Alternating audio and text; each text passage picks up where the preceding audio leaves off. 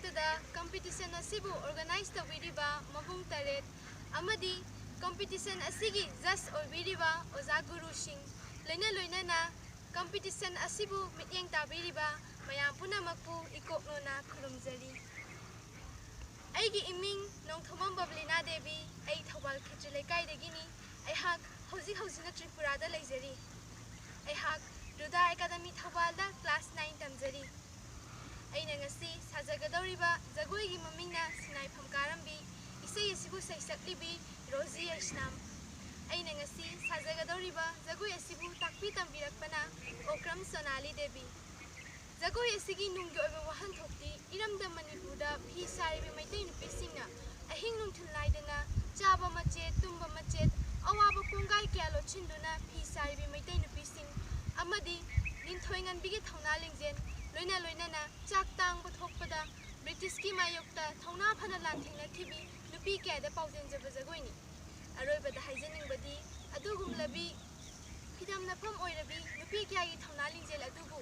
ꯑꯃꯗꯤ ꯂꯧꯁꯤꯡꯁꯤꯡ ꯑꯗꯨꯕꯨ ꯍꯧꯒꯠꯂꯛꯂꯤꯕ ꯅꯍꯥ ꯑꯩꯈꯣꯏꯅ ꯃꯇꯧ ꯇꯝꯂꯁꯤ ꯍꯥꯏꯅ ꯄꯥꯎꯖꯦꯟꯖꯕ ꯖꯒꯣꯏꯅꯤ꯫ ꯃꯌꯥꯝ ꯄꯨꯝꯅꯃꯛ ꯑꯩꯒꯤ ꯖꯒꯣꯏ ꯃꯤꯠꯌꯦꯡ ꯇꯥꯃꯤꯟꯅꯔꯁꯤ꯫ Sinai Karambi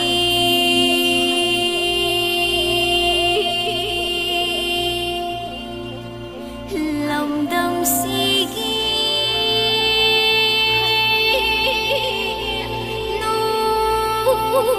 Nubi Punsi Lan Funda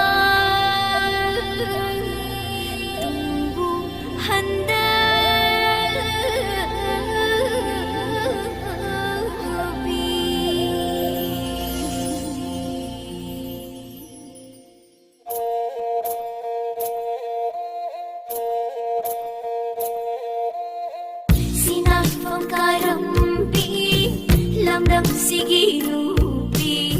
sinai pangkarambi, lamdam sige nubi,